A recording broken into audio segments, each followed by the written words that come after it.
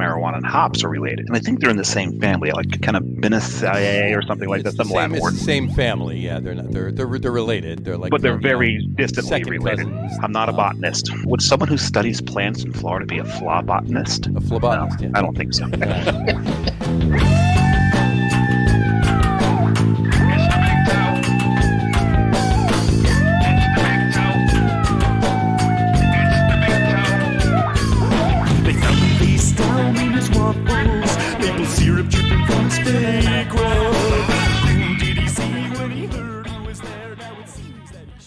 All right, buddy. Welcome out to the Logrum Guys Craft Beer Show. Jersey Johnny coming at you. It is Wednesday.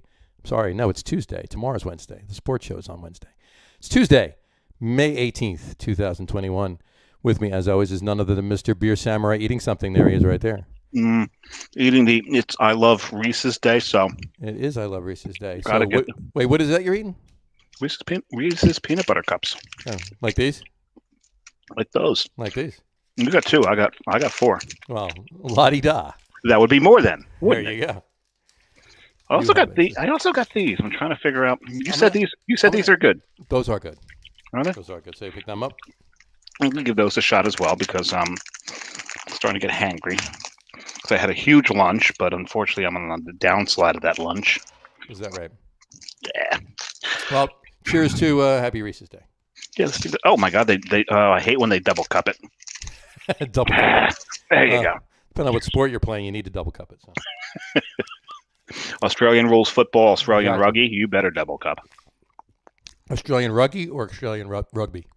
Did I say rugby? You said rugby. Yeah. I got something in my mouth. Exactly. So I got comments already. Already? Yeah. Just good. Brian said sup, and then Sup. he said he doesn't do peanut butter. Does he not like it? Does he have an allergy? Did we figure out a way to kill our producer? Oh, I think we should get on that. No, I mean not getting on killing him. I'm getting on finding out what it is. I'm like, that's pretty harsh. What do you do? Oh, jeez. Anyway, all right. Well, happy I Love Reese's Day to everybody. It's also No Dirty Dishes Day, and so I did my dishes before the show, so I wouldn't have any dirty dishes back there. I fortunately didn't have any because we ran the dishwasher last night. So. No, good for you. There you go. You eat dinner after the show anyway, so you don't exactly. And the scintillating conversation that everybody's loving right now. So yeah, that's quite boring. Why don't we bring our guest on? Who's far more interesting than us. Far more interesting than either of us put together. Right. So we should sound the bugle because the show begins, and But just remember, on this battlefield, everybody wins. This is true. This is very true. Very true. This is true. So, with none other than with less ado, I can't even fucking talk today. So. It's the Reese's peanut butter cup. I blame the Reese's. There you go. That's what I blamed earlier. So below the bugle, let's bring him in.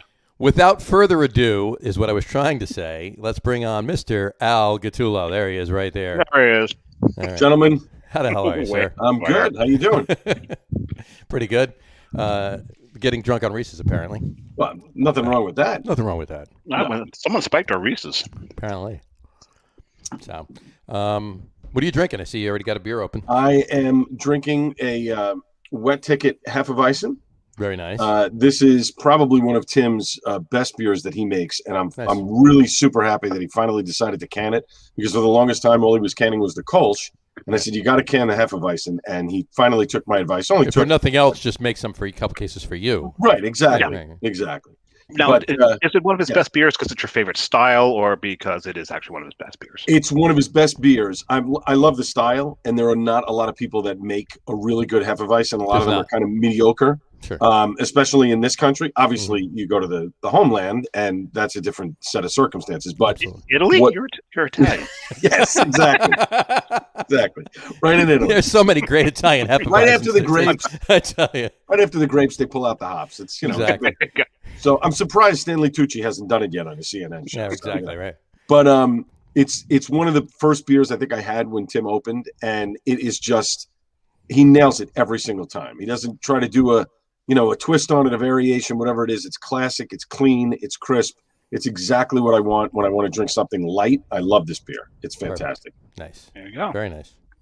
That's awesome. That's awesome. I love me a good Hefeweizen. That's for sure. Yes. What are you going to drink, John? What am I going to drink? Well, I'm gonna stay in the German family of beers, and since it is May, I'm going to drink a Maibach. It's actually Oh, Maybach Royales.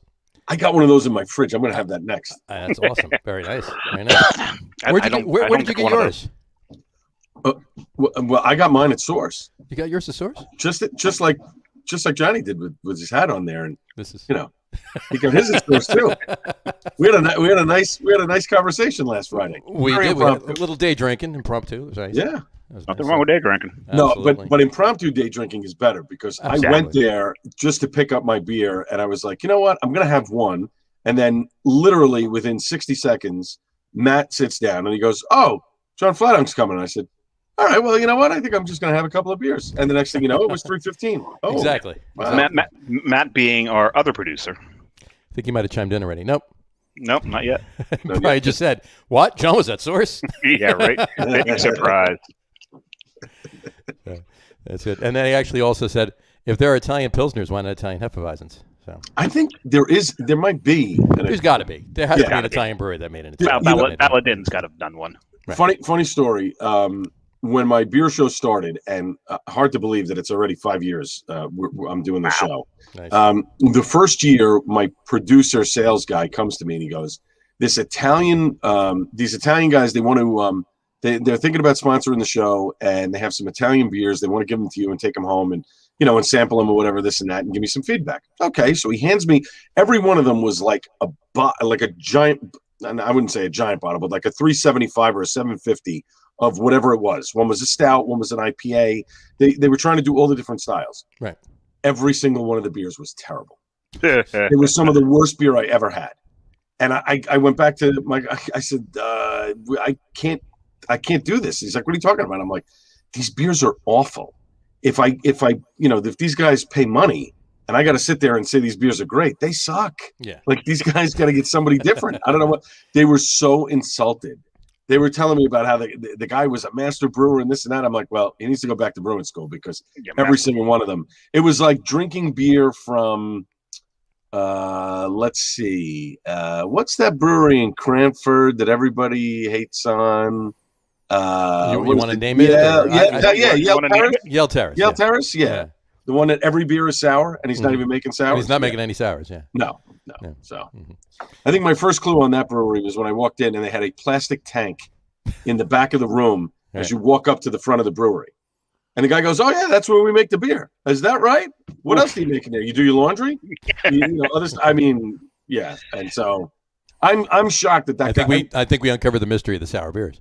Yeah, well, listen, I'm not surprised that guy is still in business because he owns the pizza place next door. Sure. So obviously he owns either he owns part of the building or he's got enough money that it doesn't matter. Right. But I'm shocked that none of his close friends, even one of them, just said, "This beer doesn't taste right."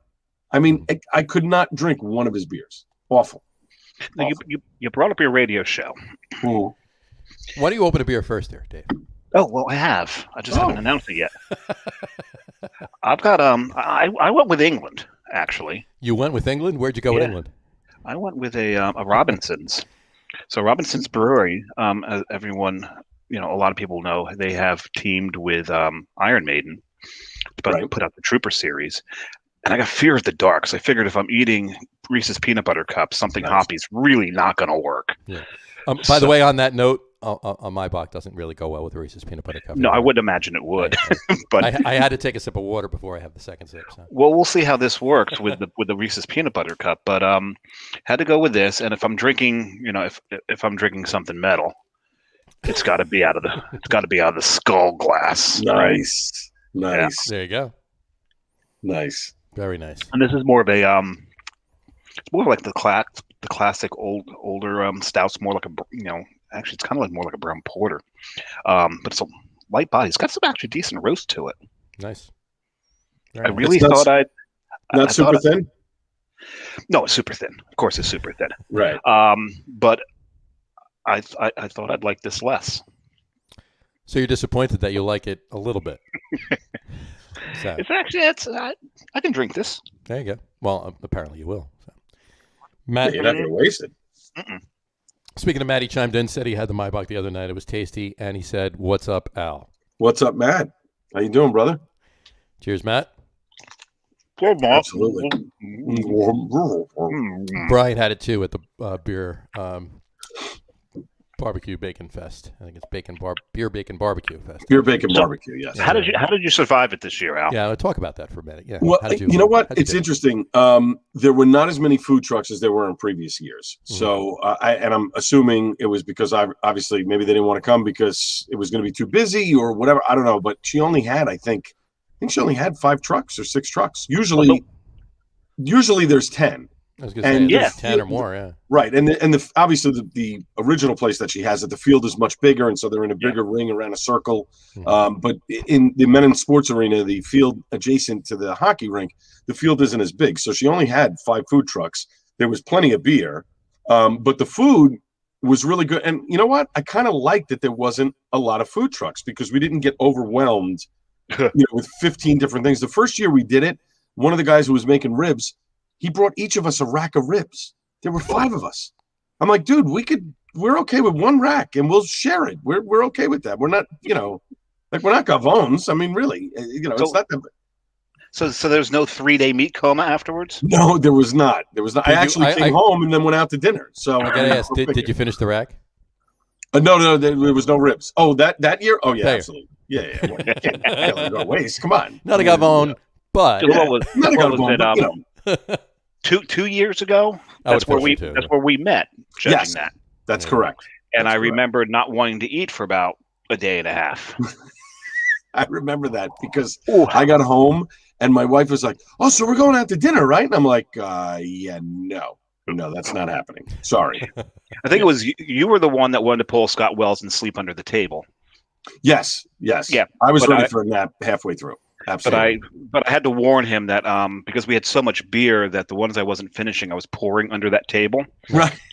And I told him, I said, the grass there is drunk. You're going to get fondled if you lay down there. But I have to tell you, for the first event in New Jersey, since all of the restrictions and COVID and all that other stuff, I have to say it was great. It was nice to see people out and about and, walking around and having a good time. The social distancing thing, I think, kind of worked for the brewers the way she had them. They had to pour their beers into a pitcher. Then they had to take the pitcher and they had to pour it into your glass. So it wasn't, back and forth, leave it on the table. You take your cup.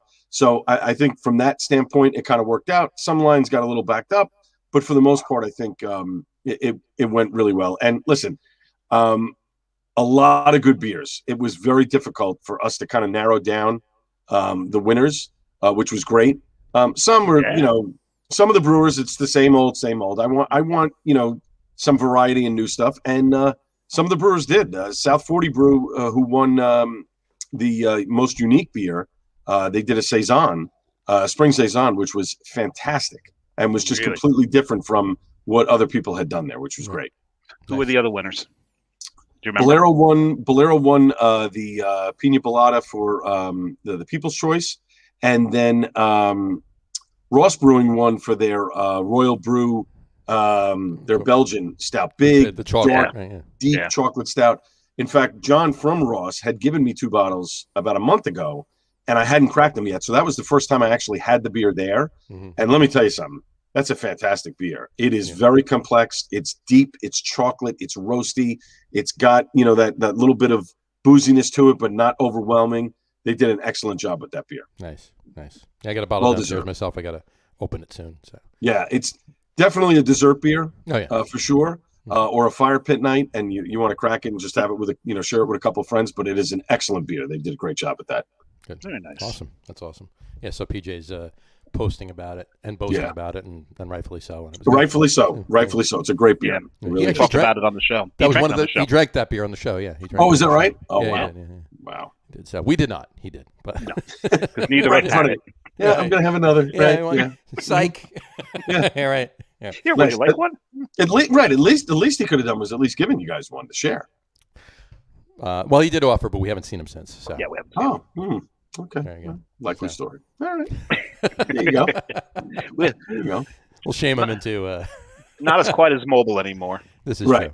But I mean, for me, it was a good precursor to Atlantic City. If that's what it's going to be like now, and then obviously Atlantic City much bigger, bigger surroundings, a lot more social distancing and stuff.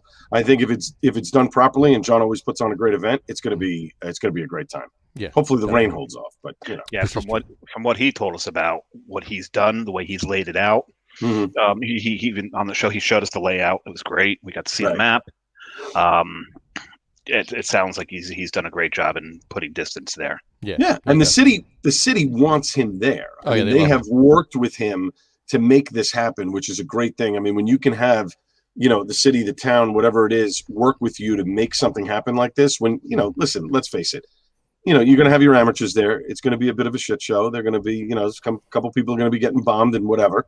But the fact that they are working with him to make this happen, and the mayor has already told them, we want you here. We don't want you in the convention center anymore. We want you here. We want to be able to repurpose this field and use it for certain things. And this is the perfect event for it. And, I'm sure it's going to be great, and I would certainly agree with the mayor that I think that's the right spot to have it. Sure. Nice. Yeah, outdoors, it's always fun. Yeah. The great thing is, even with rain, as long as it doesn't open with rain, it's great. Get about 5 or 6 beers into everybody, then bring the rain, and that's so much fun. Well, he's got to work on scheduling with the meteorologist. That's all. Well, you know whose event it used to rain every year? Do you remember the Garden State Beer Fest? Rob Stats used to put it on. Yeah. Okay. So the first couple of years, he had it in Berkeley Heights, in this little tiny field, right? They had like a red barn or something in the background. So the first 3 times I went to that event, it poured like there was no tomorrow. However, it was about halfway into it. Yes. You would start drinking. Everybody was, oh, yeah, this is great. Oh, it's humid. It's so humid. And then all of a sudden, about 2.5 hours in, the sky would open up. It would become a mud pit. We watched one guy one day. He started having sex with his girlfriend.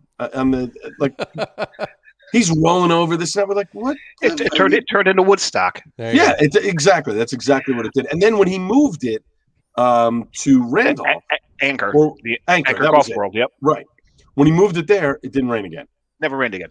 No. The year I was there, I remember people belly sliding across the grass. Yep. They'd start up at the porta potties. Right. And just belly slide right into the woods. Yep. 100%. Awesome. That's funny. He put on a great event, though.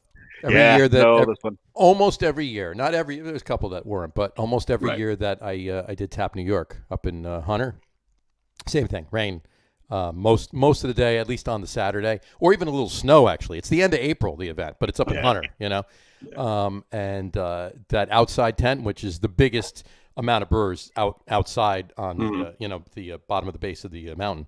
And it's a mud pit out there. It really is. But again, like Dave said, you get 2 or 3 or 4 beers in, you don't care. Your shoes are dirty already, whatever. Have fun, clean them later. Listen, I already have one of those pocket ponchos that I'm sticking in my back pocket. It starts raining, boop, boop, the poncho goes on, that's it, I'm done. I'm good. Well, you're the guest on this show, so we need to talk more about you than we've talked about other people's events here. Okay. I want to just throw this out there, by the way, too. I'm sorry. I don't want to interrupt again, but Matt said he helped brew that stout, talking about the Brew Royale. Oh, that's right. I thought you were talking about the Trooper. And then he said, great recipe by PJ. So there you go.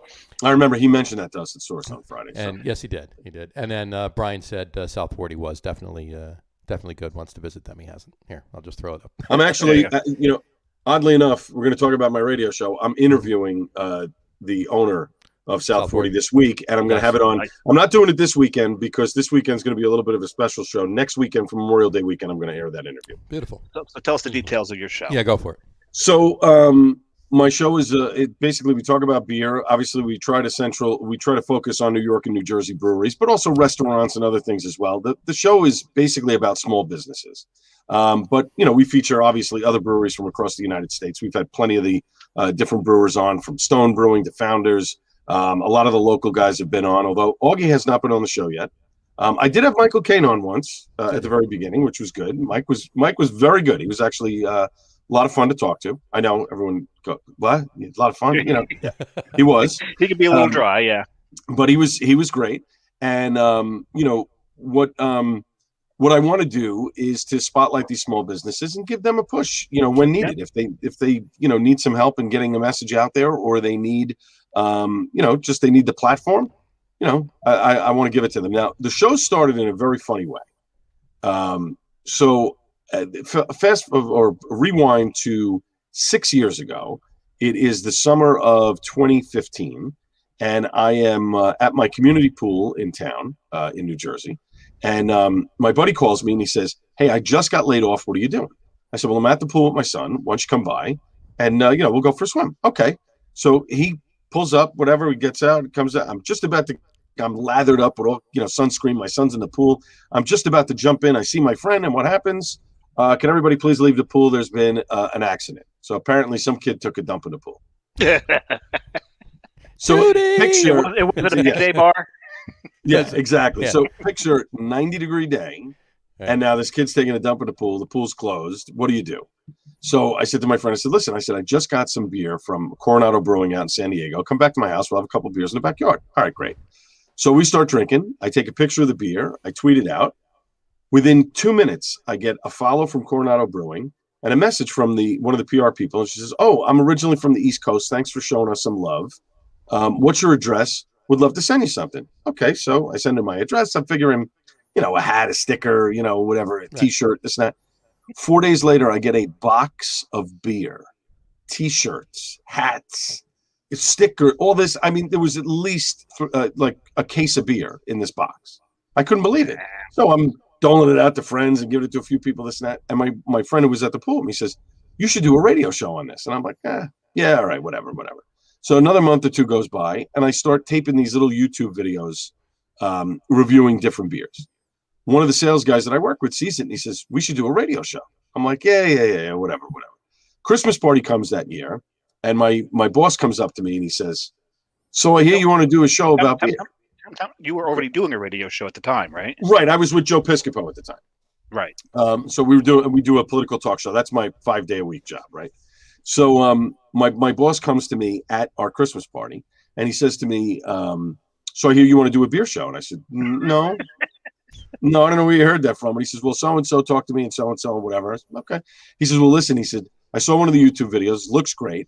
If you can sell it, then you can do the show." So I said, "Jerry, that's great, but you're drunk right now, and so am I. So why don't you tell me this on Monday? And if you say it to me on Monday, fine, I'll put it together." So Monday when I came into work, he said to me, he said, "I'm not drunk, I'm sober. If you can sell it, you can do the show." And, a couple months later, we had the show rocking and rolling. So if it wasn't for the kid taking a dump in the pool, we would never have. Who knows what would happen? Yeah. Right, The exactly. kid took a dump, and it turned into a payday for you. There you go. Bingo. There you go. Hopefully, so, thank you to that kid. Eventually, you probably would have had the Coronado beer, but Right. But would you have taken a picture and tweeted it at the right time? And so It's a better story the way he tells. No. Yeah. Of course it is. But, so but yeah, let this be a lesson to you kids. Shit pays. There you go. Yes, it does. There you go. So the station, the time. So we're on Sunday nights, 11 o'clock on AM 970, The Answer in New York. Full disclosure, I do tape the show during the week because I work a morning show where I have to be up at 3 o'clock in the morning. So I tape the show during the week, and then we air it on Sunday nights at 11. And then usually a couple minutes after the show, the podcast version of the show goes up. You can download it. You can listen to it whenever you want. We were going to do a live show at first, but then I said, you know what? It's an hour long. It's not super topical where I need to be live all the time. So they were happy to have me tape it, and makes it a lot easier. You'd be surprised at how many radio shows are actually taped as opposed to being live, especially on the weekends. So, yeah. Absolutely. They definitely so, but it's fun. I have a great time doing it. The free beer is nice. I mean, I'm not going to lie, but it's great to be able to discover a lot of the stories of how people got into beer, why they wanted to be. So, some are, I started brewing when I was 14 years old, and then others kind of just stumbled into it where, my mom bought me a home brewing kit when I was 22, and I fell in love with it, and I decided, that this is what I wanted to do and start brewing beer. And some of the newest people that are brewing beer in New Jersey, Lions Row Brewing in Westfield, it's a husband and wife team. And apparently we had mutual friends. They worked for Major League Baseball, so we knew sort of the same people. And turns out the husband used to brew beer with his dad.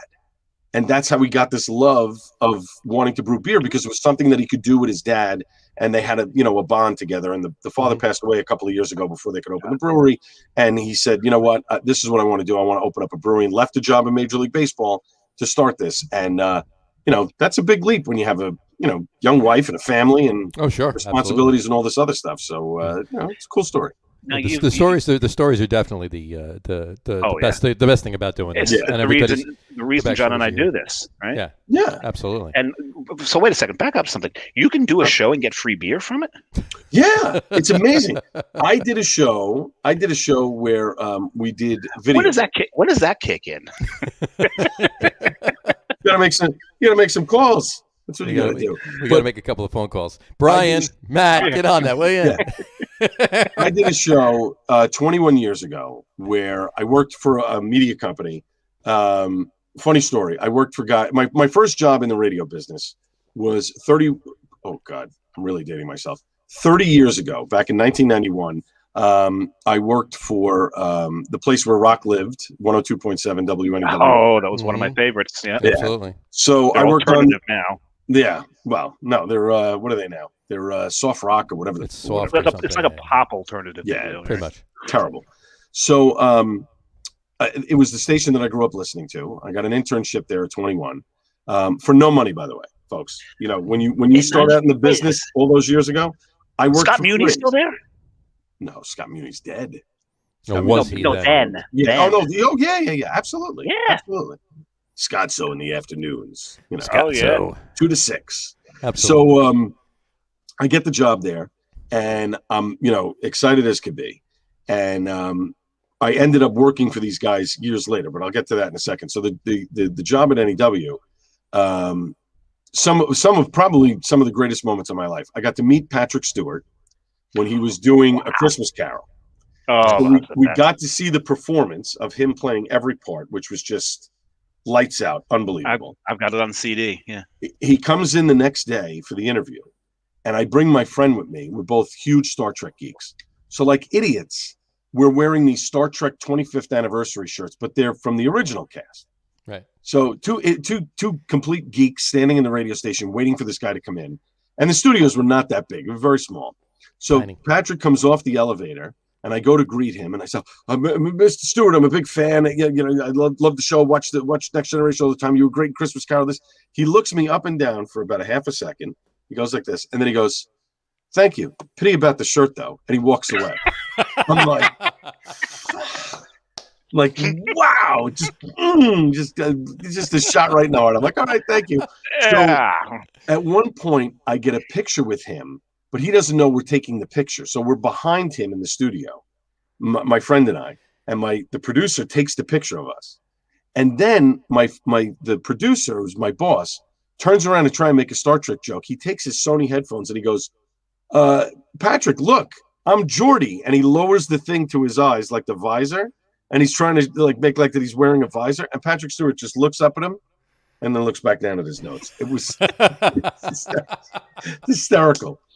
So fast forward, I worked with these guys years later at a place called IATA.com. It was talk radio for the internet. It was we started in 1999. We ran out of money by 2001. It was when they were giving .coms boatloads of money, right? Mm-hmm. So one of the shows that I produced, as you see, I get my long circular way of getting to the point of the story here about getting free stuff. I worked on a video game show. So the host and I would talk about video games. And then what we would do in the middle of the show, we would open up a server and put Half-Life in. We would give everyone, put out the IP address of where we were playing, and 6 other people could join us playing Half-Life from around the world. So you have, people from all over the world playing Half-Life, trying to kill one another while we're doing the show. It was unbelievable. But we got Xboxes, PlayStations. The PlayStation 2, I think, had just come out. We would plug in a Genesis and start playing that, and we would stream the video. And of course, this is back in the days when everybody had dial-up, so it was like, and you'd see like 2 things on the screen or whatever. Everything's buffering. Right, exactly. Buffering. But we made so many contacts with a lot of the video game people and comic book companies and movies and stuff that, they would just send us stuff en masse. Like, here, we got free toys.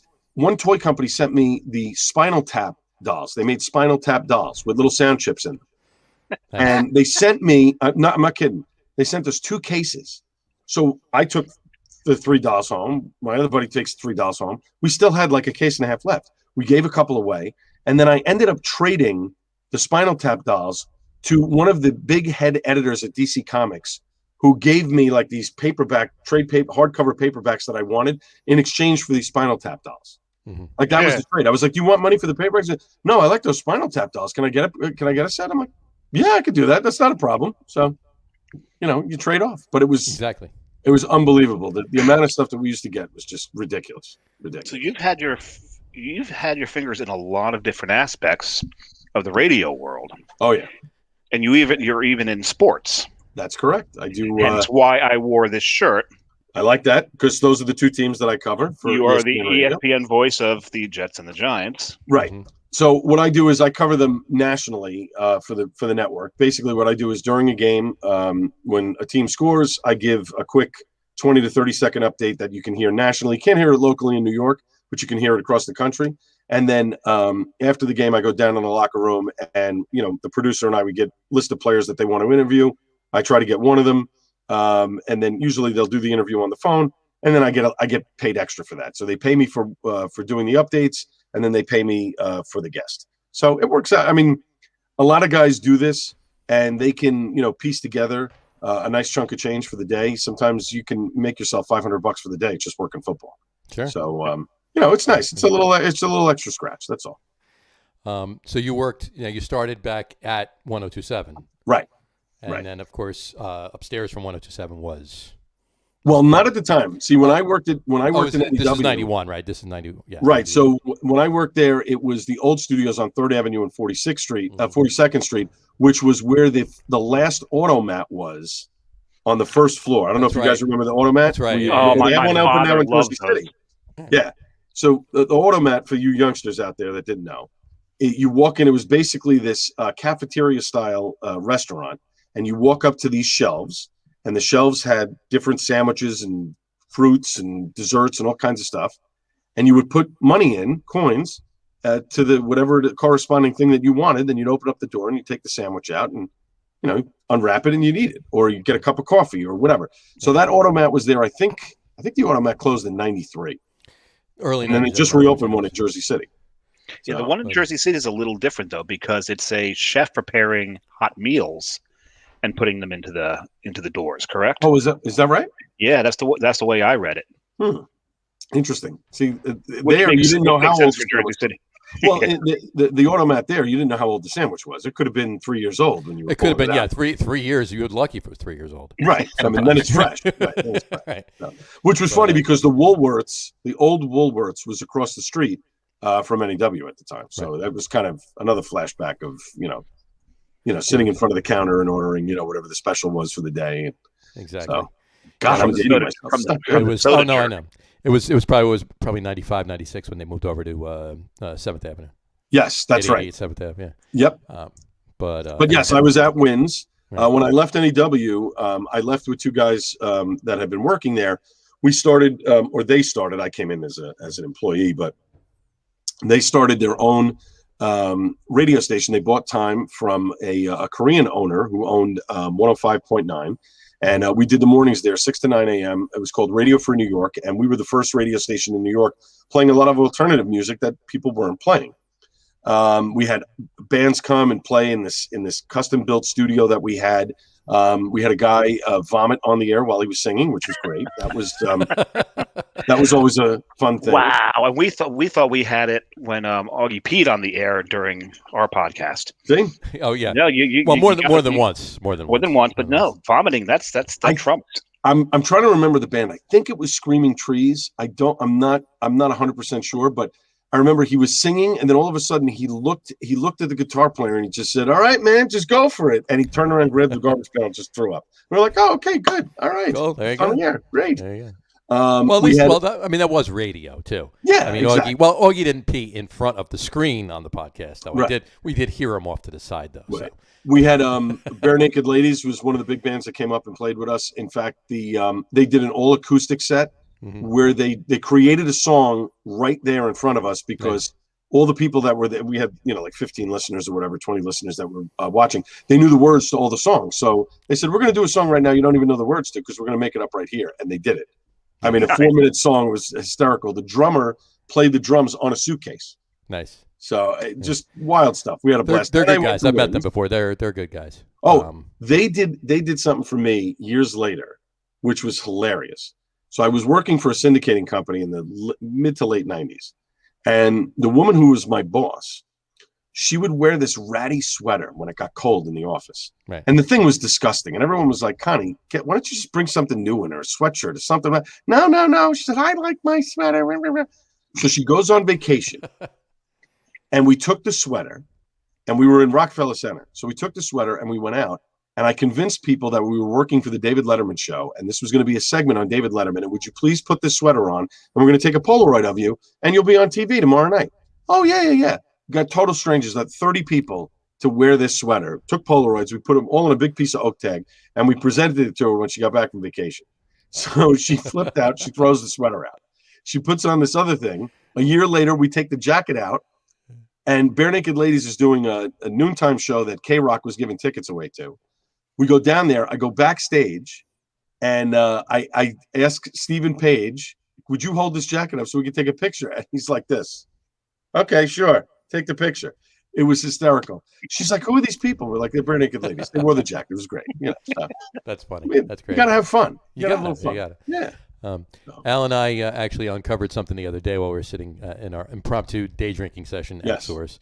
I worked for a radio station, 1050 AM WEVD, and they had been bought out by Disney for ESPN Radio, which was being broadcast by ABC until everything got set up in New York. Right. The night that was the last night of WEVD, I was the one that basically flipped the switch on EVD, turning us off the air, and I was the guy who flipped the switch to turn ESPN Radio on the air. So we sort of worked together simultaneously, flipping switches. Exactly. Yeah. Dave is thrilled by this. Oh, he is. He's scintillating conversation. Dave is like, yeah. I've been kind of told to shut up. I did not. Yeah, you did. I did not tell you to shut up. I laughed. He was segueing too much. I told him stop segueing. But he's a funny guy. Anyway, so now let me ask you, when was it first? What was your first love, radio or craft beer? Oh no, radio. Radio is something I've always wanted to do since I was 12 years old. I mean, if I was drinking at 12, well, I had my first beer at 13. So I was going to say it might have been close, but it was a Budweiser. So I mean, does that really count? No, it never does.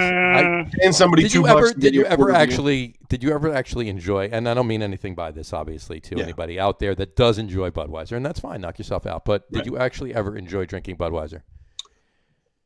In the beginning, when I first started, no. But there's nothing like playing a softball game and you finish and you crack open, whether it's a Bud or a Coors Light, and you just, I mean, listen, we all know it's essentially water with some rice, thrown in and whatever. But an ice cold beer on a hot day like that, there's nothing better than that. And I don't care what it is.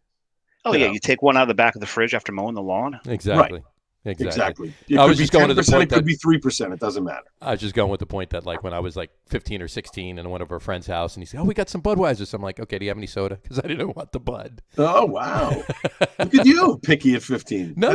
I'll drink any. I would have drink anything, but Budweiser always gave me a headache. Even not the next morning, like right after I drank it.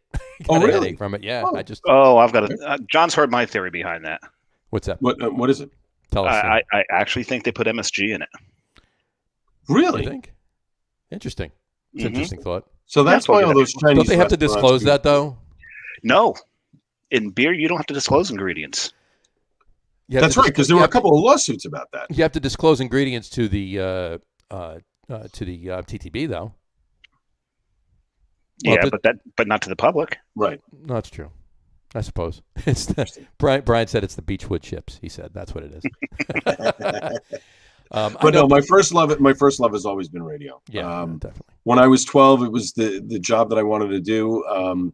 My dad had taken me to go see the third launch of the space shuttle in Florida, and I had a little tape recorder and a microphone, and I recorded the entire launch. We were about 7 miles away from the launch. We were actually, like, you could turn around and see the vehicle assembly building right behind us. It was maybe a half a mile away, and I recorded the whole thing and I brought it back to my 6th grade class and I played it and everybody loved it. And I was like the king of the castle for like 5-6 days. Like, oh wow, did you hear Hal's recording? And that was the bug. And I said, this is the job that I want to do, and I'm going to figure out how to do it. And I had no idea. And then of course, like a month later, I'm like, I'm going to be the new Walter Cronkite of, whatever. That didn't work out. Fat slob that I am. But it's just something that I always wanted to do. And, I went in a different route than most people would. You got all these great broadcasters. They go to Syracuse. They go to Fordham. They go here. I went to the College of Staten Island, and then I went to a trade school, the Center for the Media Arts, to learn all about radio and television. So There you go. There you go. Yeah. But it's been a rewarding career, and you were able 100%. Absolutely. 100%. You love everything, every minute of what you do, and you're able to include craft beer at some point into it too. Yeah, exactly. So and it's a beautiful thing. I've not regretted any jobs that I've taken. I have, They've all made you who you are and gotten you where exactly. Like, I look at it. There was a brief period of time where I wasn't in the business and I was working somewhere else, and I still kind of had my toes in the business. And then I got back into the business again, and I said, I'm never leaving this business until the last door shuts. I am sticking out. I'm sticking this out because this is exactly what I want to do, and I'm happy when I'm doing it. And it's taken a long time to get where I'm at, where I'm comfortable and a steady job and a good paycheck and all those other things. And it's hard work and perseverance, but I love it. And I wouldn't have changed anything for it. That's great. That's definitely great. I know you have something an impromptu quiz that you want to ask. Oh no, now you're segueing, and I'm not there yet. It's good. The camaraderie and the teamwork here. I tell you, we go back and forth. We usually before the show. Well, we usually. I was dealing with a flat tire on my Jeep before the show, so we didn't get our prep time. So got it. I blame Matt. I blame Matt. All right. Do I have time to go grab another beer? Go. Guys vamp? All right. Absolutely. I'm going to grab another beer. Because I think I need to add something to the quiz. You're going to add something to the quiz from what we talked about before? No, I'm joking. I was going to add something, but I don't know if we want to go with the stick to what I had it or go with the regional like you suggested. Well, you know what? I mean, you can do both. Why not do both? Because it actually fits into something. Oh, depends on how I phrase it. That's an interesting thought. That's an interesting theory. You might want to go with that then. I may go with that. So part of this quiz is because it's like because we've got to figure out what questions will hurdle bodies. Sure. We need the mighty roar. There it is, the Maybach Royals. There it is. The mighty roar of regional mouths. Going on, yes. And these things. Which of these will actually plunge someone into certain death? Mm-hmm. Okay. Now we're going which of these controversies will plunge someone into that? That's what he's talking about. Yeah. And we're talking about kind of North Jersey, South Jersey, and we're not even going to get into Central Jersey, even though that's where John currently lives and I grew up. Taylor ham. We're getting there. Oh. So yeah, Taylor ham pork roll. Just thought we were free associated. We feel free to free associate. Exactly. But I was actually starting to play off of the sports thing because you've got Giants Eagles. Right. That's contentious. Mm-hmm. Rangers Flyers. But I'm a Flyers fan, so that's even funnier. Oh boy. Mets Phillies. Okay. Right. Taylor ham pork roll. Right. As you mentioned. Sauce and gravy. Oh no, it's sauce. It's always sauce. But what is the most contentious, do you think? What do you think is going to draw blood? Taylor ham pork roll. In Jersey, that's the one that'll probably draw blood. Yeah, absolutely. And it's the one thing the rest of the country doesn't understand is that it's Jersey own. Jersey will stab each other over breakfast meat. Right. Exactly. Yeah. Right. They don't have this argument in Pennsylvania because it's scrapple. So, Right. Yeah. Spam is closer to it than Scrapple, though. I mean, seriously, when you come right down. Well, the way it's shaped, yeah. The way it's shaped, yeah, of course. Ugh. But that's disgusting. Yeah, but it's like Scrapple's shaped like Spam, but Taylor ham tastes more like Spam than Scrapple does. You mean pork roll? Taylor pork roll tastes. See, in Staten Island, where I grew up, it was always bacon, egg, and cheese, salt, pepper, ketchup. So there was none of this. And salt, pepper, ketchup is one word. Salt, pepper, ketchup. Right? Salt, pepper, ketchup. Right. I grew up in North Jersey, and it was always Taylor ham, right? And I'm in Central Jersey now, South, whoever you talk to me, either in South Jersey or Central Jersey, either way, South Central Jersey. No, there's actually a Central Jersey because there is absolutely. When I went to PNC Bank because I had to do some stuff for my mom's estate, because she passed away in October.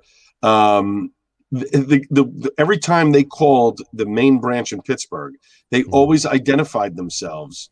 Oh yeah, PNC Central Jersey. So John Stewart ruled that Central Jersey exists. Sure. You gotta look that up. He ruled it Central, and also I think the Fish and Wildlife, the hunting regions are North, Central, and South. Mm-hmm. Oh. And I think the Raritan River and Route 70, I think, are the delineations. That may be true. It's definitely further south than 195. Yeah, you're reading that too. You can't use one. No, I'm not. You can't use 195. You can't use 195. You can't use 195. The Driscoll Bridge. It's the Driscoll Bridge. It's the Driscoll Bridge, and also known as Benny Hill. Yeah. Right. Benny Hill. That's good. I like that. They should play that as you go over. And if you've got a small bald fence, smack them in the head. Yeah, there you go. Exactly. But no, I moved down here, and just through attrition or osmosis, actually, I should say, I call it pork roll or whatever. But my daughter actually stopped by this morning. And she's like, I'm going to go to the bagel store. Can you order it? I'll just go pick it up. I'm like, sure. What do you want? She says, I'll just have Taylor ham and cheese on a bagel. I'm like, okay. You mind if I order pork roll and cheese though? I went the other I really way. don't want to say Taylor ham. I grew up down there. Now up in Kearney. Mm-hmm. I've had to get used to ordering Taylor ham, egg, and cheese. Sure. But that's got to throw you off. That has to throw you off if you move from region to region, right? You get used to it. You get used to it, yeah. Like the first 6 times when you order it, and they all look at you like they want to stab you. That's it. Exactly. Yeah, that's it. The first time I ordered it down here, when I moved down here, and I walked in and I said, "Can I have excuse me, pork roll, egg, and cheese?" Something in my throat. Sorry. Yeah, you say pork roll up here, they're just going to look at you and go, "What?" But they're both right. It's Taylor pork roll. Taylor pork roll. The story, the way that I heard it years and years ago, because I grew Where's up. Augie? We should have Augie. We should have Augie. No. Augie, you don't say it 3 times. That's a whole show. Yeah, say it 3 times. He will show up. But whatchamacallit, the story I heard years ago, check one of our shows from my father, because I grew up in the Thuman's business. He had Thuman's routes, and sold Taylor pork roll, and as well as the others and everything else, Trent roll and so forth and so on. Was that years and years ago when John Taylor first invented it? All right, he called it Taylor ham. He specifically called it Taylor ham, and the FDA came to him and said, "Hey, there's no ham in here. You got to call it something else." So he changed it to Taylor pork roll, is what he changed it to. But he had. He had already done the damage in North Jersey where he was pretty much promoting it in the first place, and everybody just caught on saying Taylor ham, Taylor ham, Taylor ham. So, once it finally trickled down to South Jersey, it was already Taylor pork roll, so they called it pork roll. So that's that. There you go. Both of our producers have warned us that we've said it twice. Twice. Now. We said please don't say it again. We said that name twice, so we can't say it again. So anyway. So, but there's a question from the Peanut Gallery. There is a question from the Peanut Gallery. Here, I'll just put it up right here. All right. Brian wants to know, what high school did Al go to? New Dorp High School. I graduated from. New Dorp High School. That's right. In the central part of Staten Island. There you go. So there's a Central Jersey, and we were known as the New Dorp Centrals. They've changed it now to the New Dorp Cougars because nobody knew what a Central was. Everyone's like, "What's a Central?" We're like, "Dopes." The high school's in the central part of Staten Island. That's the Central. Yeah. Figure it out. And there's enough Cougars on Staten Island. Yes, there are. Yes, there are. Brian graduated from Port Richmond. So North Shore. So they changed it to Cougars. Are there a lot of single late 50s, early 60-year-old women I'm there? sure. Right now? I haven't been back to Staten Island in a while, but yes, I'm sure there are. Actually, the high school that I went to was one of the newer high schools. It had just when my sister graduated, she was like maybe a year into the new school, and we were the first graduating class that actually spent 4 full years in the new high school. Yeah, so they built it in the early 80s, and state-of-the-art building. We had a brand new track, football field. There was 4 wings, 4 floors. We had all of this. We had an entire TV broadcasting studio we were not allowed to use. Like it was all brand new equipment, and they didn't have a teacher hired to I'm like, guys, hi, I want to do this. Like, I'm sure there's a few other people that want to do it too. Let's, whatever. No, they couldn't get a teacher. So they built that. They couldn't get a teacher, so they left it locked, and it was nope. And the funny part is, years later, a friend of mine was the TV video teacher or whatever, like, I don't know, 10, 15 years later, the equipment was still there. They had to get rid of all of it and buy new equipment. They just left it there. Like they put it in, they locked the door, and that was it. This is the Board of Education in New York City for you. So you want to know where your tax dollars are being wasted. There you go, right there. Go figure. There you go. Brian said he was Heartland Village, he said. Heartland Village. Oh, yes. Yes. That's where you grew up, Brian? I hope that's where you grew up, because if not, that laugh was meaning I just insulted you, and I apologize. I'm drinking. I'm not responsible for anything. Not responsible for any chuckles or snorts or anything. Anything that comes out of your nose. So you had to see us on Saturday when we were walking up to the bandstand to make the announcement for the winners. Mm-hmm. So it's me, Peter Koulos, and who else was with it? Oh, Mike Kivowitz. Yeah. And we're walking up. Was Scott's hand still up his ass at the time, or was that prior? No, it was not. No, that was prior. And then Peter's wife, Deb, Jenna Inner-Simone, and Chris. Alice and Chris, are waiting for us. Mm-hmm. And so we're walking. Oh, no, Chris was walking with us. So it's 4 of us, and we're stumbling. Like, you have to see, we're like 4 of like, okay, we got to make the announcement. I'm like, we can't really be that drunk. We didn't drink that much. Oh, yeah, we did. I mean, it was. Oh, I saw the trays brought. Yeah, you guys drank a lot. We did. We did. But it was good. It was a good time.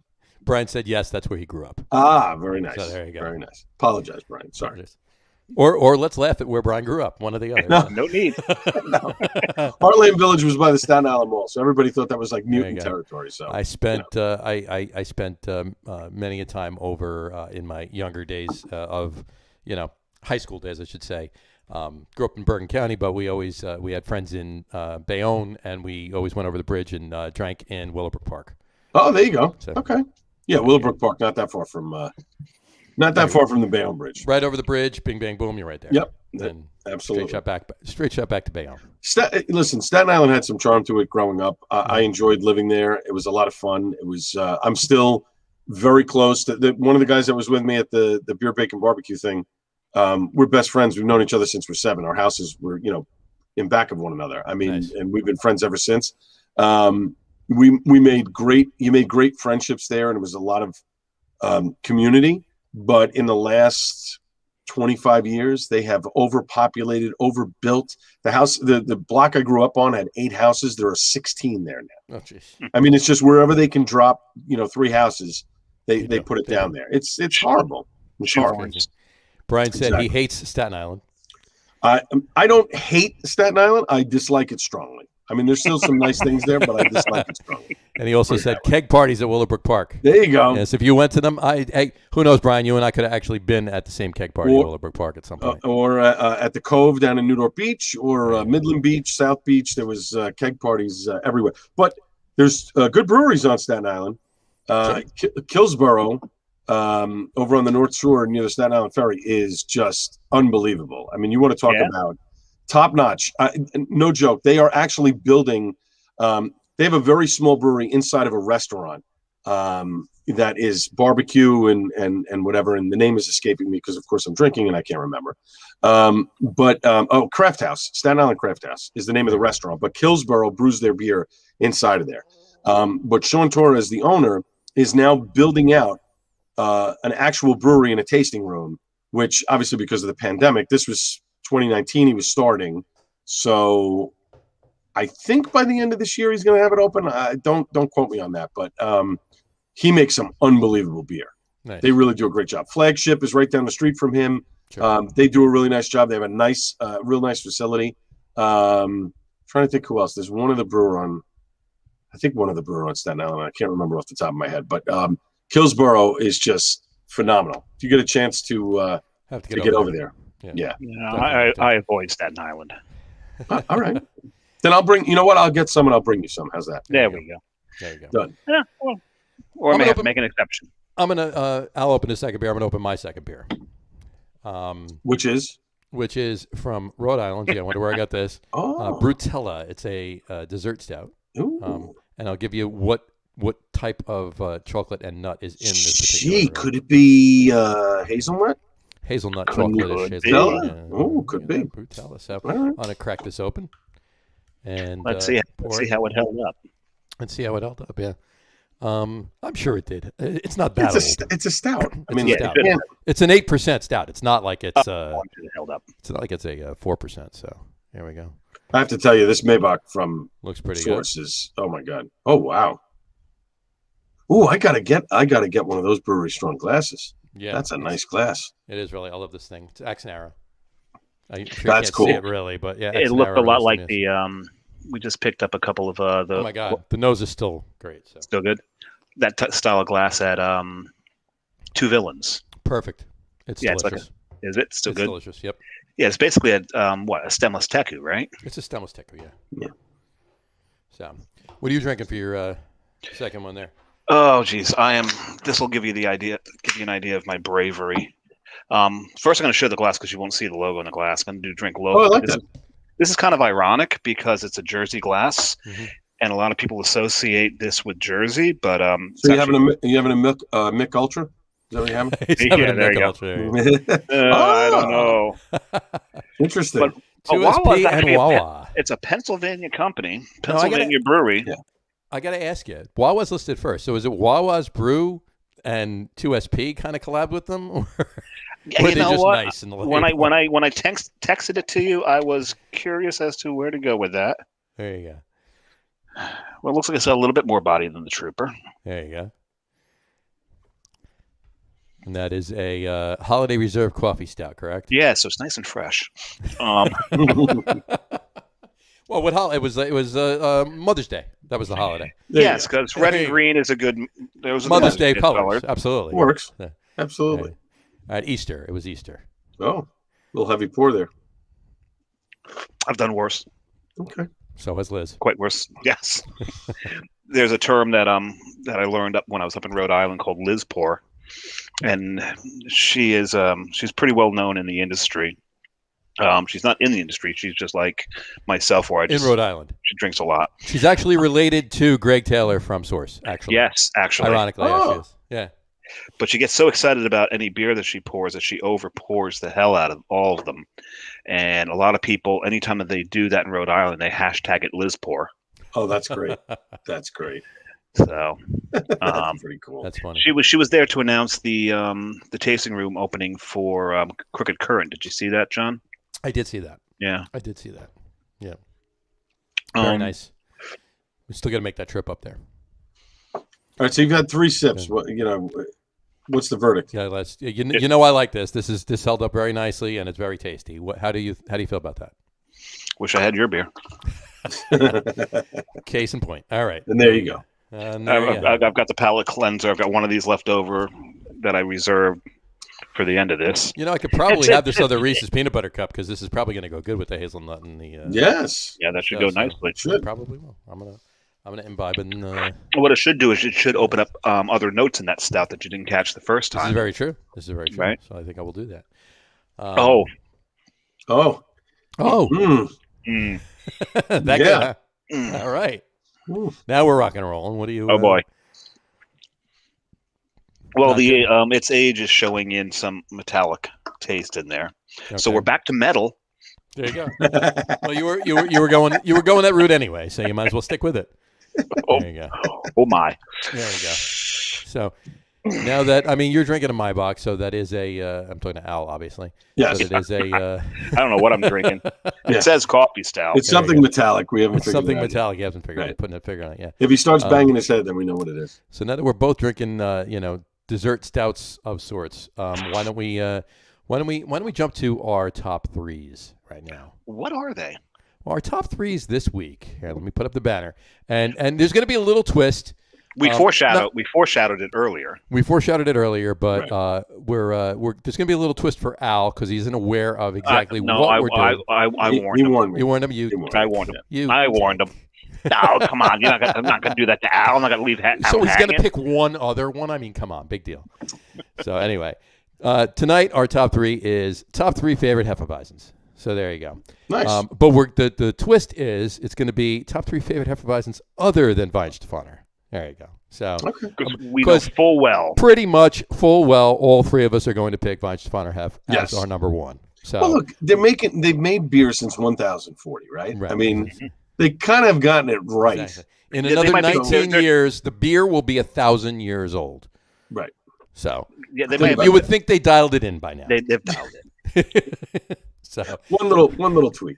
just one tweak around 1560. Wouldn't And that that be was great? it. They were good. Wouldn't that be great though? 999, and the guy's like, yeah, you know what?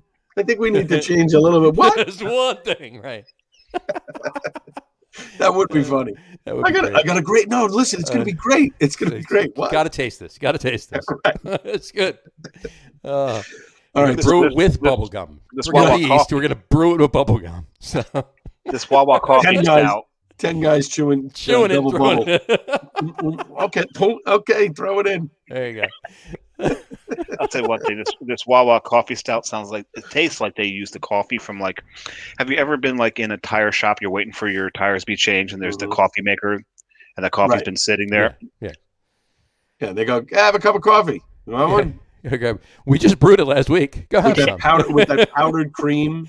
Right. It's not Oh, even yeah, like liquid. the It's like- Cremora or there you go. Cremora, it just sits on the top, and you're like, not gonna go in.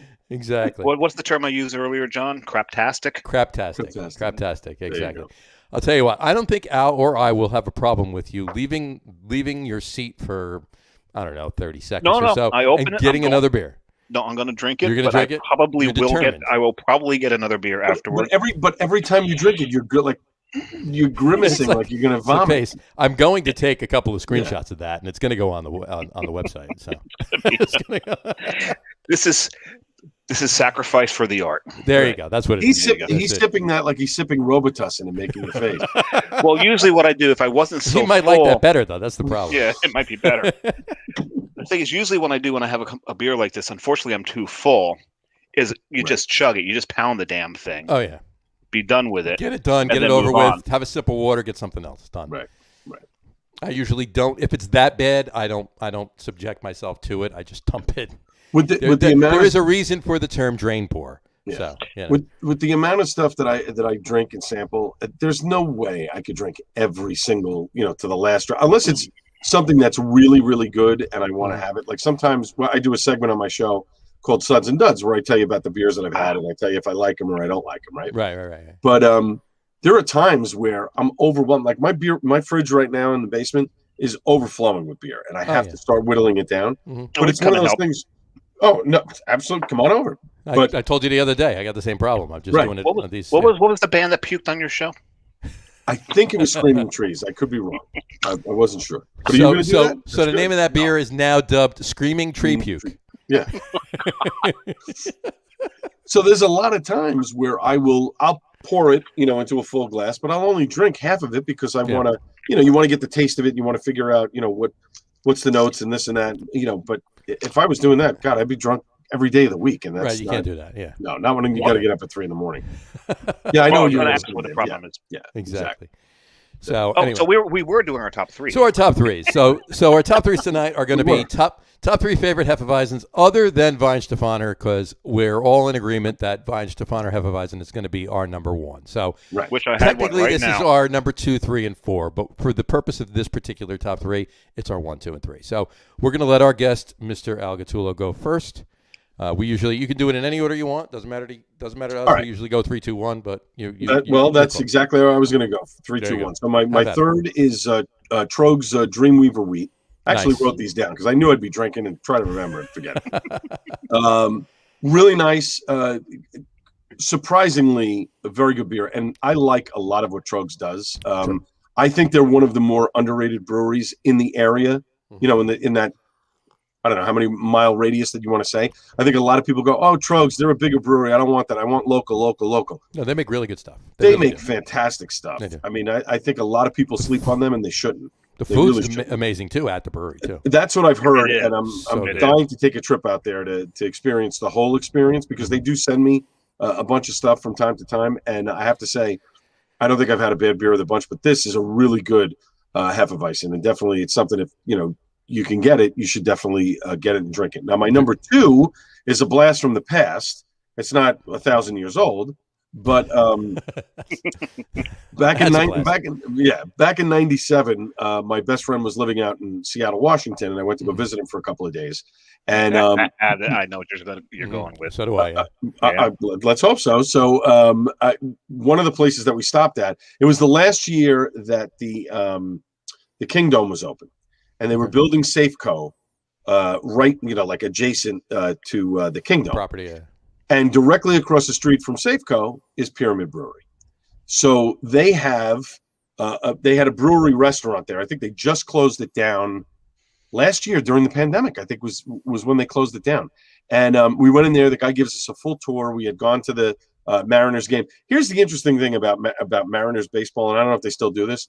So when we were walking into the Kingdome, guys are selling us bags of peanuts, all kinds of snacks and stuff that you would go into the game and pay like $12 a pop. Out there, it was $2. And I'm like, but we can bring this stuff in? They're like, oh, yeah. You wouldn't see that at Citi Field or Yankee Stadium. You have to smuggle, you're trying to smuggle stuff in. Out there, you buy this stuff before you walk into the game. Yeah, stop smuggling it in the prison porch. Prison porch? Porch. Well, it depends upon how big you are. I was going to say, really. Or how much you've been drinking. Exactly. So after the game, we went to Pyramid to have a dinner, and they took us on a tour, and I had Pyramid's Hefeweizen.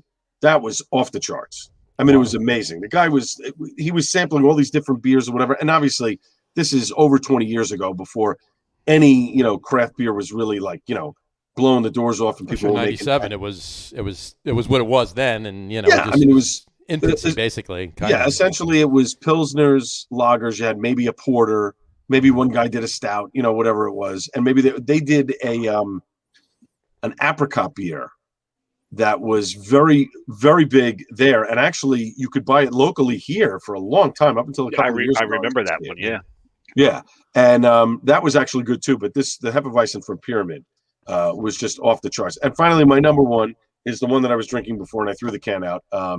Wet Tickets Hefeweizen. Yeah, nice. Yeah, it's if you haven't been to the brewery in Rahway, you should absolutely make the trip. It is worth it. If you want to take the train because you don't want to drive, if you go to Newark, 5 stops on the train and you're at Rahway, and you walk a block and a half and you're at the brewery. It's great. There's tons of food in the area to eat, but what he does with this Hefeweizen is just off the charts. Tim does a great job.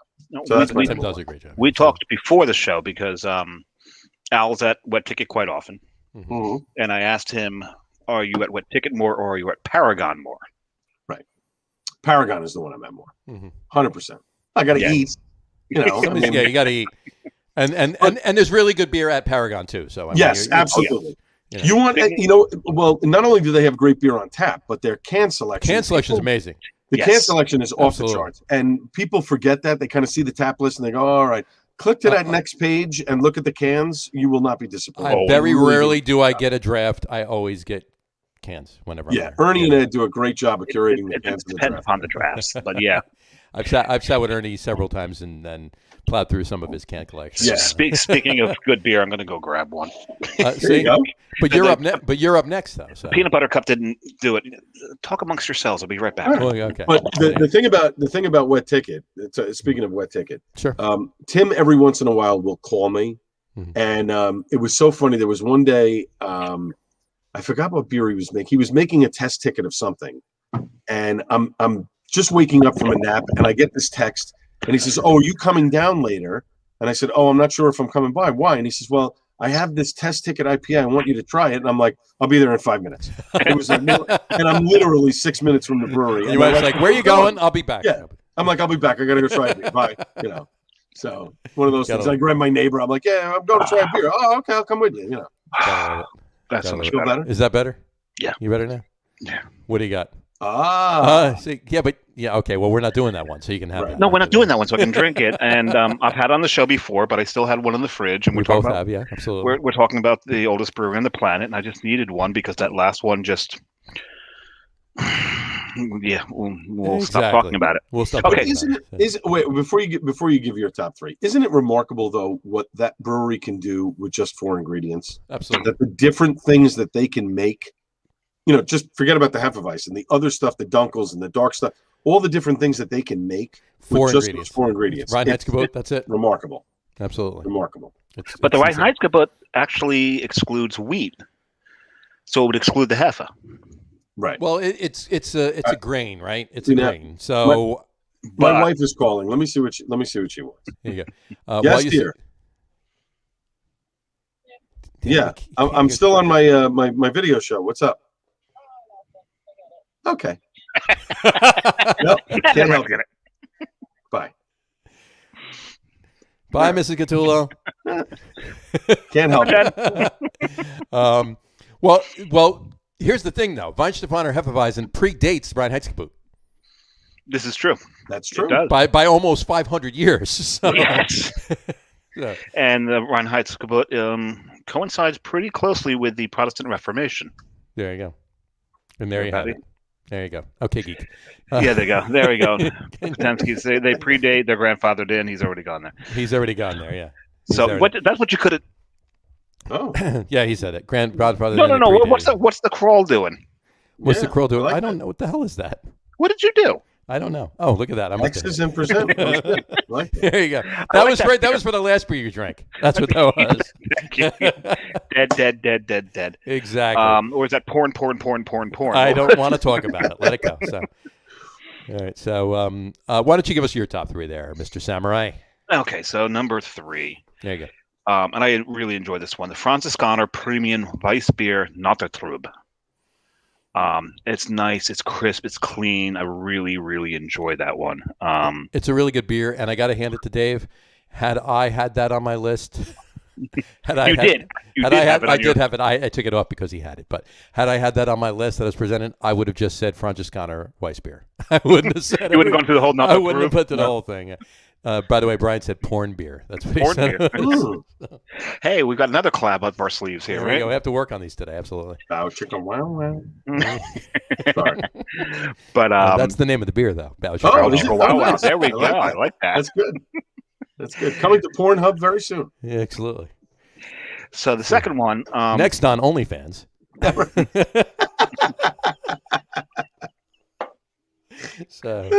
I had to go with the Jersey one, and not just because it was Jersey, but because I really, really enjoyed this beer.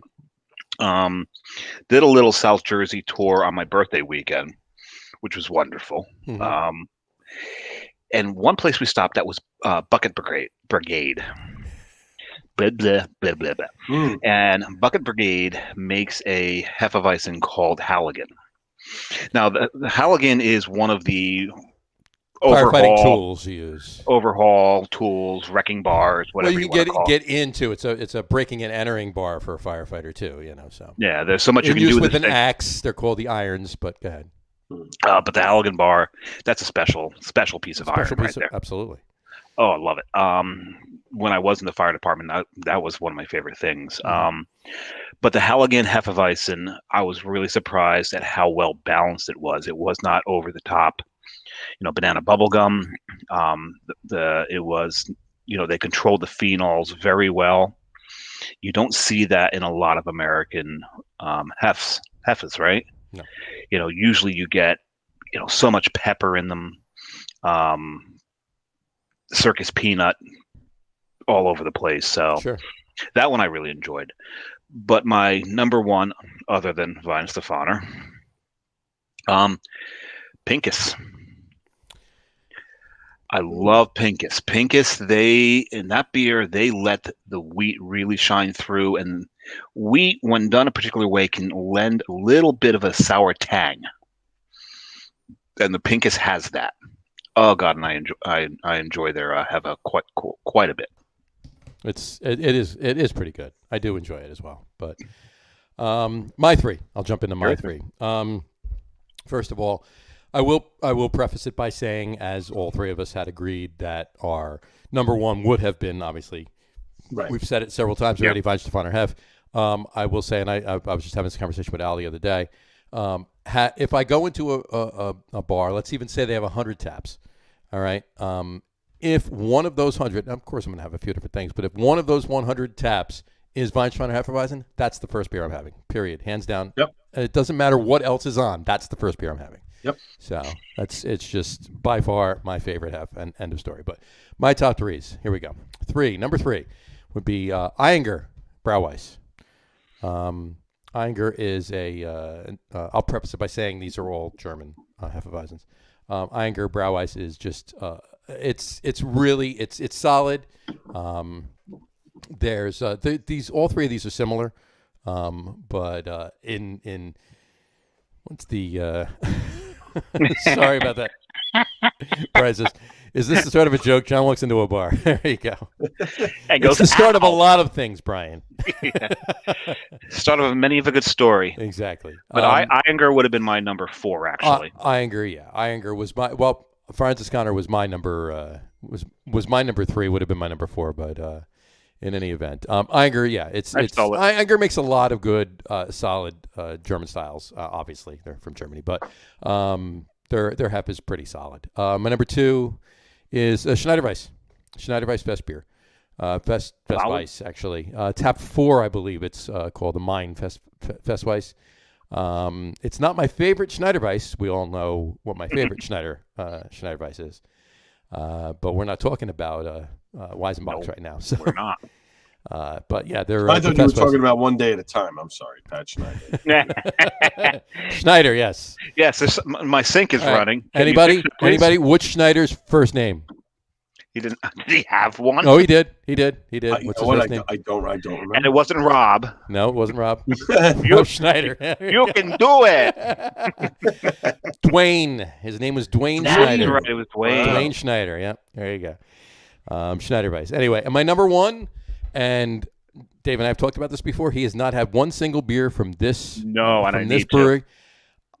Andexer. Weiss beer. Andex makes amazing beers. They really, really do. Their Hefeweizen Weiss beer is delicious. Their Dunkel is amazing. Their Doppel is crazy good. It's if you ever come across any Andexer beers, grab them. So that's definitely my. Have to make a note of that. Absolutely, yep. Definitely do it. There's a few other, just a couple mentions I wanted to mention too. Alan likes his Doppels. Absolutely, I'm a huge Doppel. He's part of the Doppelgang. I'm a huge doppelganger. I think I actually have a Doppel from Trogs sitting in the fridge that they sent me. I haven't had a chance to crack it yet. Nice. Just a couple mentions. Al mentioned Al's top 3 were basically all American. Yep. Just a couple of honorable mentions for New Jersey, or not New Jersey, but America. American Hefeweizens. New Glarus Bubbler is really good. I don't know if you've ever had it. It's really tasty. I mean, they're known for sours, right? They're not, necessarily known for anything other than sours, but they make solid beers. Bubbler is a really tasty hef. Urban Chestnut Schnickelfritz is tasty. I don't know if you ever had it. That's Schnickelfritz. That's actually a really good beer. Yeah, it's a really good beer, Schnickelfritz. And even right here in Jersey, Ramstein Blonde. It's pretty blonde. Solid. That's appropriate for this show. Yeah. There you go. Their double platinum blonde is a Weizenbach. No, you're not quite platinum now. No, not when yet. it first came out, it was close, but no. Now, should we mention what our producer number 2, Matt, did want to make this top 3s list be tonight? Oh yeah. Oh yes. I heard. Yes. Because it was a good idea. It was a great idea. It really was. It was. Kudos to Matt for thinking of it. In honor of Al's hair, we were going to do top 3 boy bands. Right. So. Right. Not the 3 blonde ales. Menudo was on my list. Menudo was on the list. Absolutely. Yeah, we went through it. Menudo was definitely on the list. So. Yeah. One honorable mention I'm going to throw out there, because back in the day, this was one of the best hefes that came out of the U.S., but this is going back. Widmer Brothers.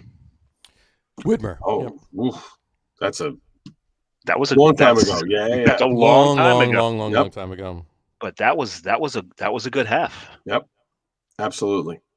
I mean, they had been surpassed, but it was probably one of the best hefes you can get in the U.S. at the time. Yep.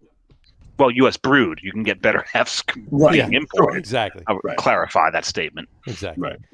But it's interesting. There's so many, I think the one good thing about the pandemic is that a lot of brewers, even though look, they had to push beer out to make sales to make money so they can, stay in business, keep their people employed. Mm-hmm. I think the one thing that we saw of this pandemic was that some brewers said, you know what?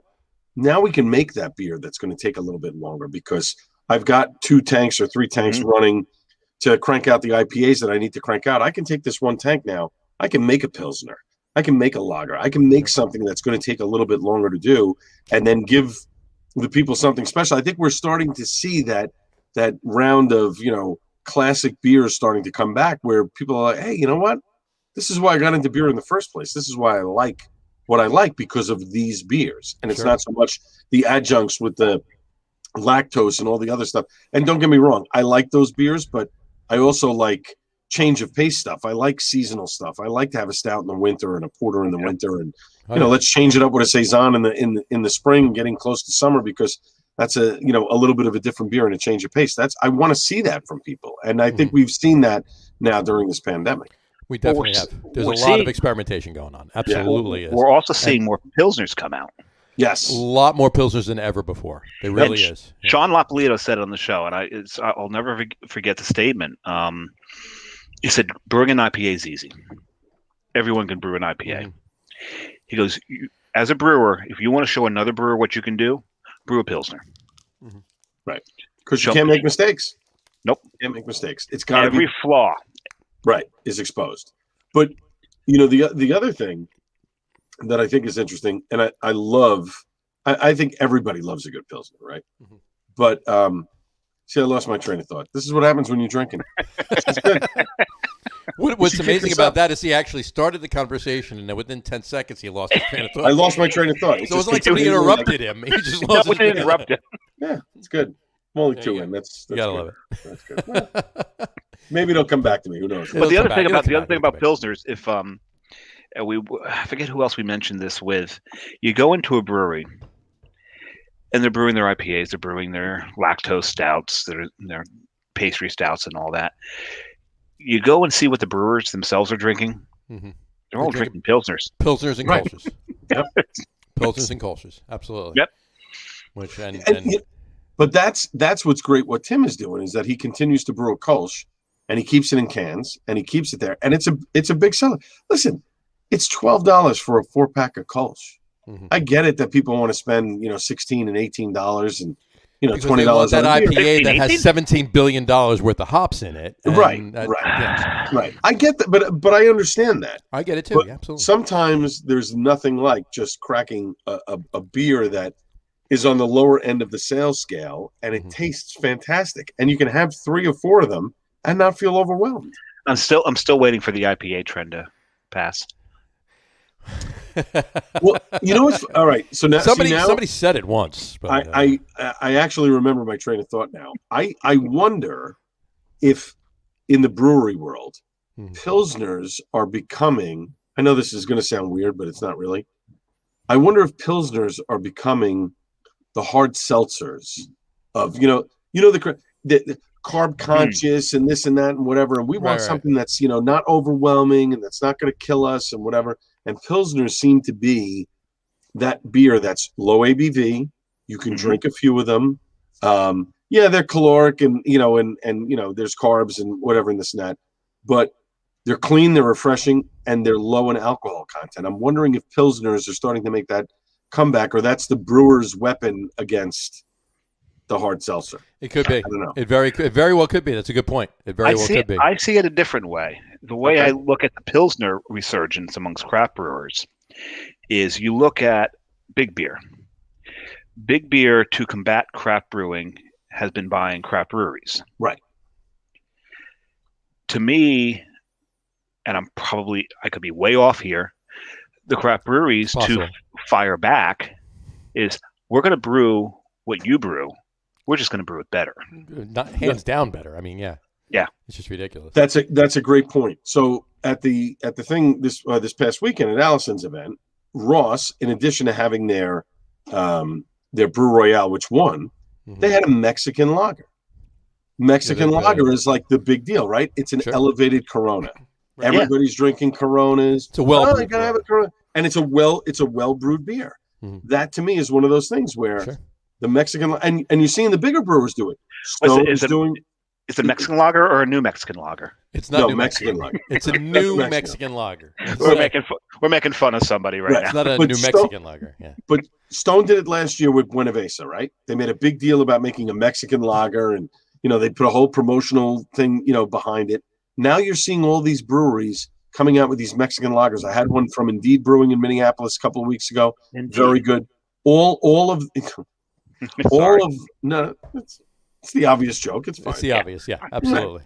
Try not to take the low hanging. You gotta love it. No. Well, but that's the thing. I think it's these. Hey, you like a Corona? You're gonna like this. Absolutely. You know what I mean? It's a bridge beer for Corona drinkers. As are some Pilsners are bridge beers for Bud drinkers or Coors drinkers or whatever. Yeah, absolutely. Right. Absolutely. But we're starting to see more craft breweries also brew Italian Pilsners. Sure.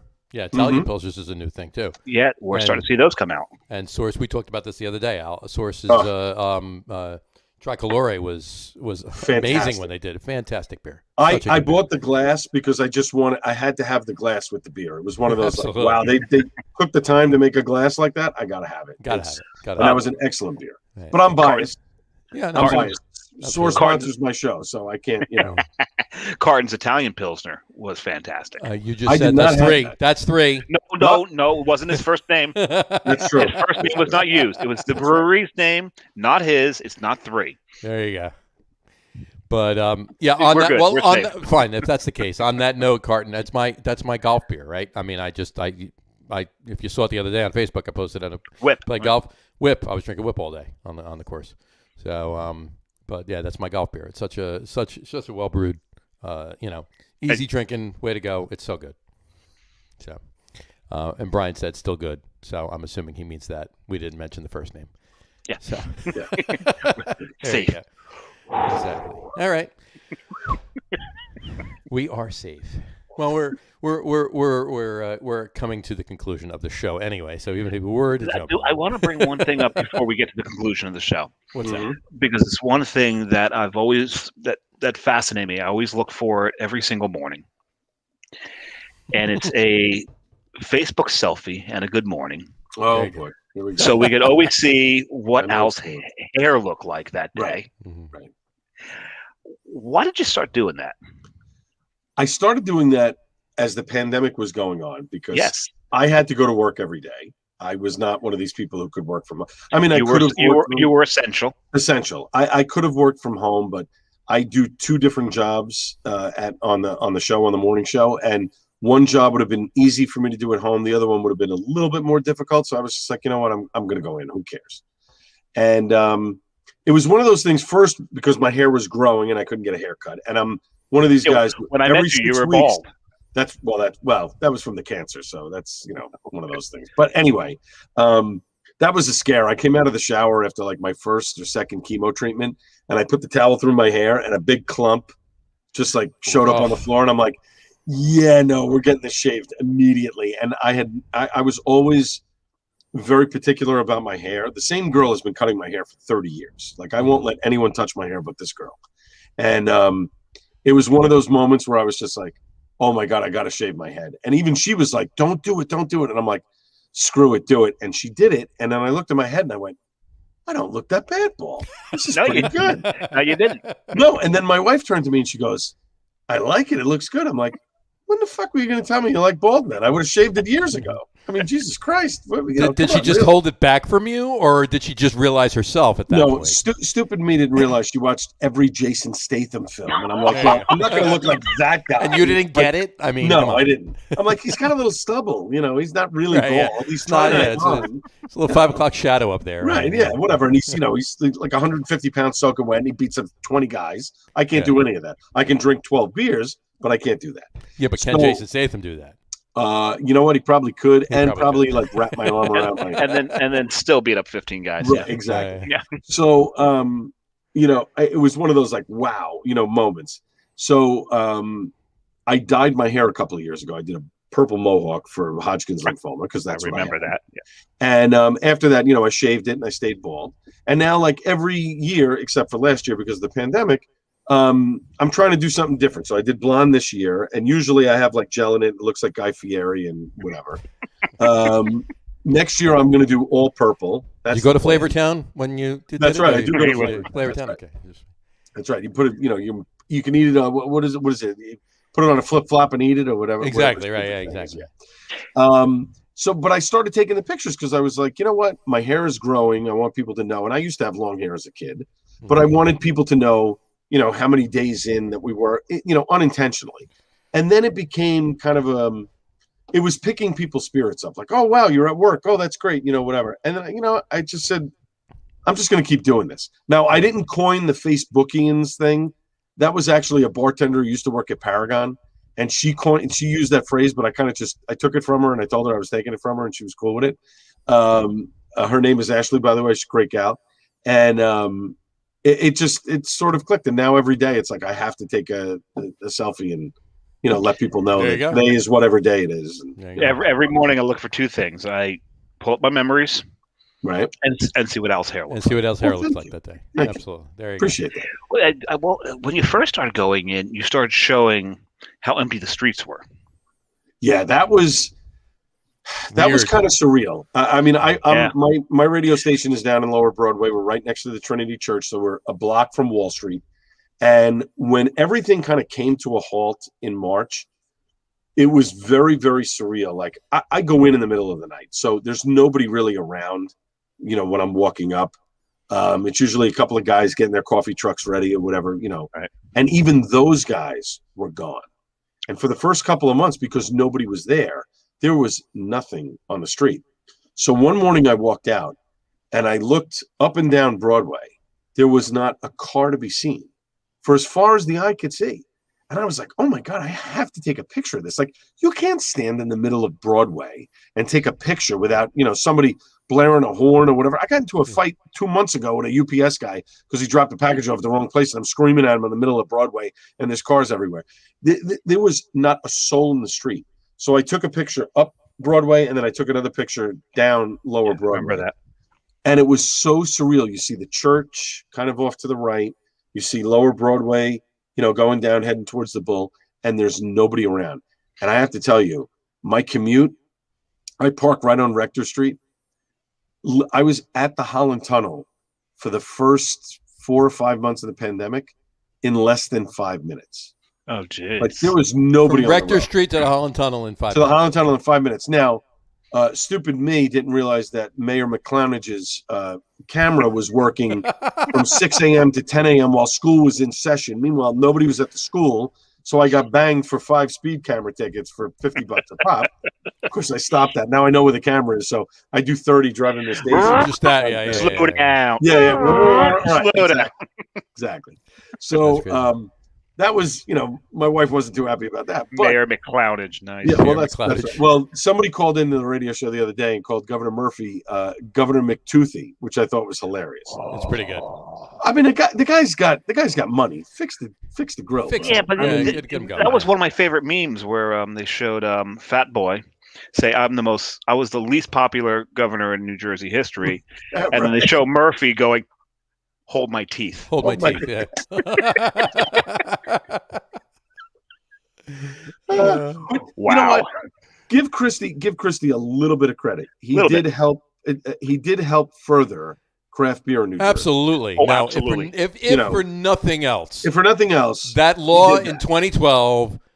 I mean, there was 11 breweries in September of 2012. Correct. There's 135 right now. That's correct. It's not even 9 years later. He signed the bill. Yeah, and give him credit on that he got that moving along. And what a lot of people are doing in the legislature, not to make this too political here, but obviously there's a vote coming up on Thursday, right? Is it Thursday? Sure. I think there's a vote coming up. Thursday vote is, yeah. Yeah, that is supposed to they want to extend certain things, and they want to keep things moving along. And there are a lot of legislators that want to see a lot of what has gone on during the pandemic, the temporary rules, be permanent. Yeah, they want it to continue. Look, it's revenue for the state. They would be cutting their nose to spite their face if they start eliminating some of these rules. So it's important. And last week, Florida announced the permanency of to-go drinks, which is great. Which is well for Florida. like they don't have enough. Right. Well, You might want to. but that is something important in New York and New Jersey, especially in New York. I think the thing that people forget about New York, like tomorrow, Cuomo is lifting. It's 100%. You can put 100% of people in places as long as it's 6 feet apart. You don't have to wear masks if you're vaccinated, et cetera, et cetera, et cetera. But these restaurants and bars still need that, to go drinks, to go food. They need those things to keep going.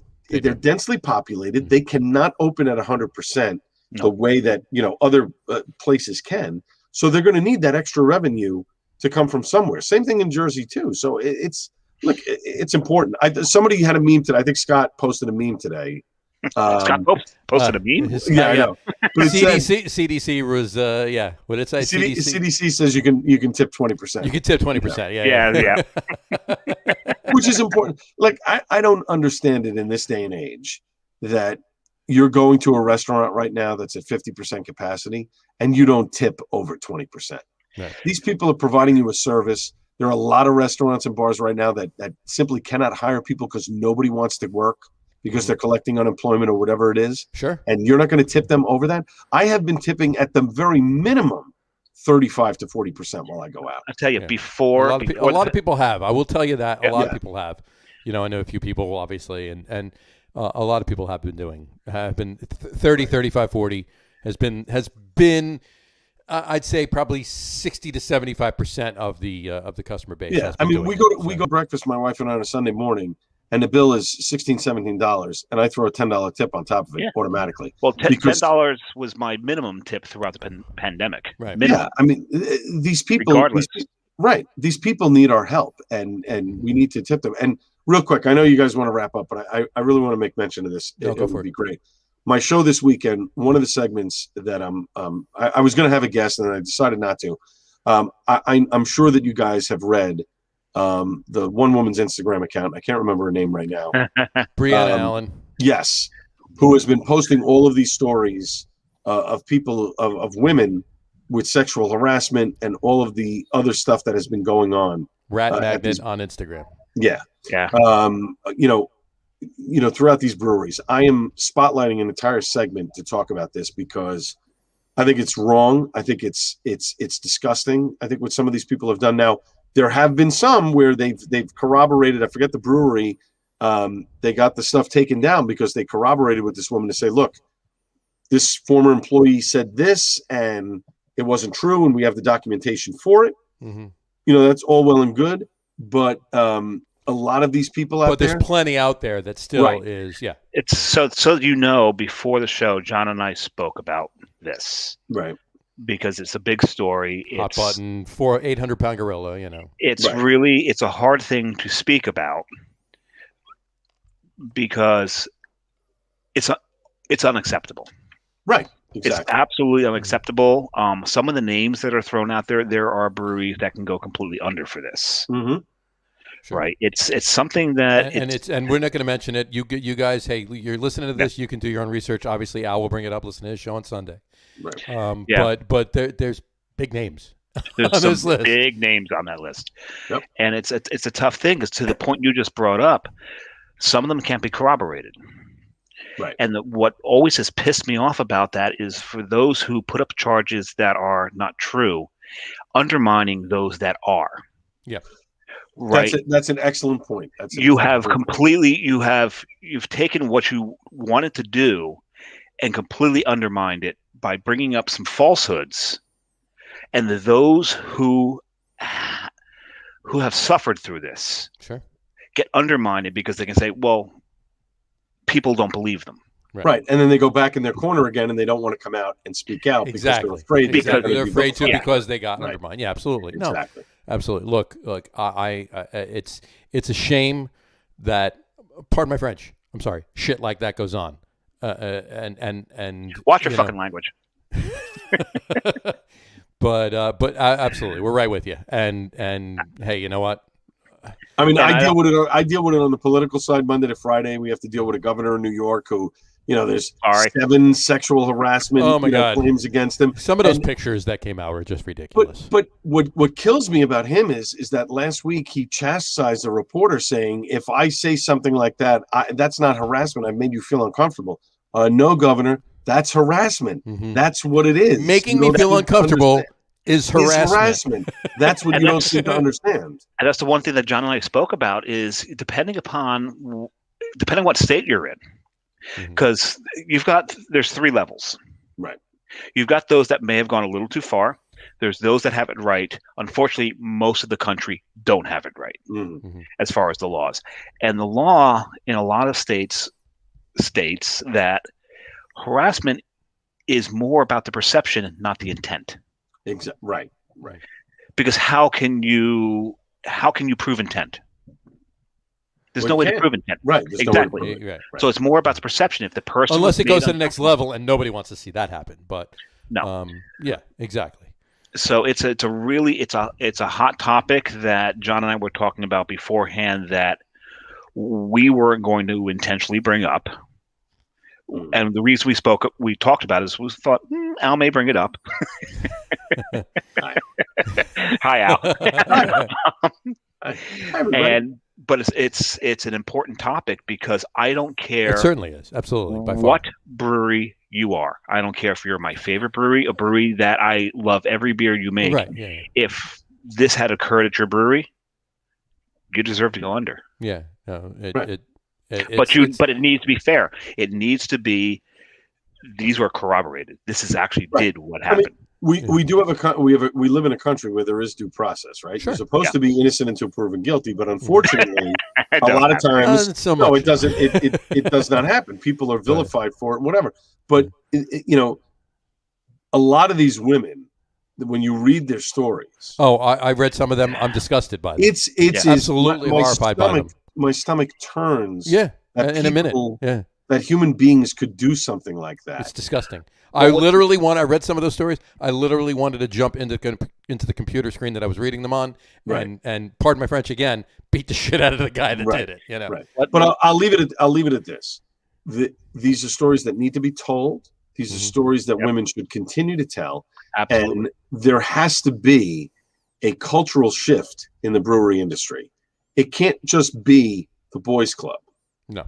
There are competent women that can brew amazing women. Oh God, yeah. That can brew beer.